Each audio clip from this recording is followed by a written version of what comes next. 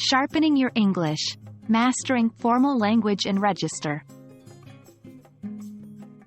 Hello language learners! Today, we're going to dive deep into the wonderful world of formal language and register in English. Specifically, we will practice and develop skills to use formal language and register in various contexts. This lesson is crucial for your academic and professional journey, as mastering formal language is key to clear, precise, and respectful communication. Remember, the way you use language can profoundly influence the impression you make on others.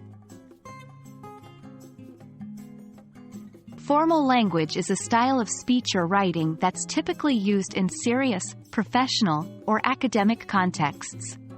It's characterized by careful word choice, full sentences, proper grammar, and a respectful tone. Formal language avoids slang, contractions, colloquial expressions, and emotional language.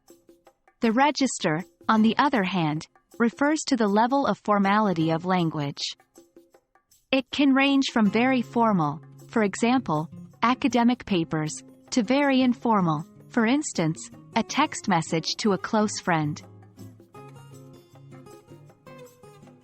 In mastering formal language and register, understanding the context is vital.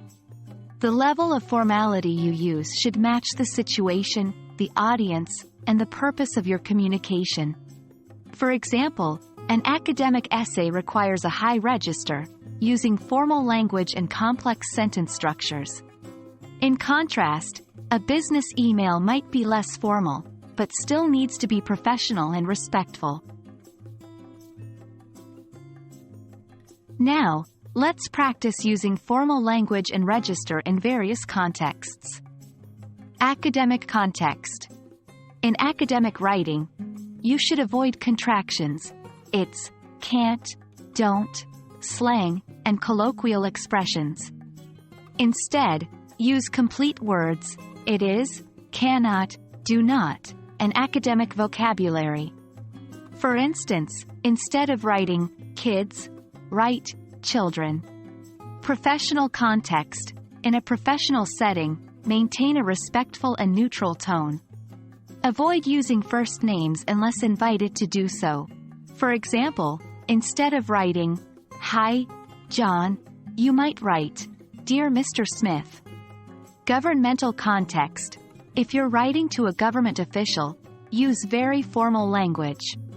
For example, start your letter with, Dear Sir, Madam, and close with, Yours sincerely. That's all for today's lesson, folks. We hope this video has given you a solid understanding of how to use formal language and register effectively in different contexts. Remember, mastering this skill will greatly improve your English communication, especially in academic and professional settings. Keep practicing, and you'll see the progress you're making in no time. See you in the next lesson.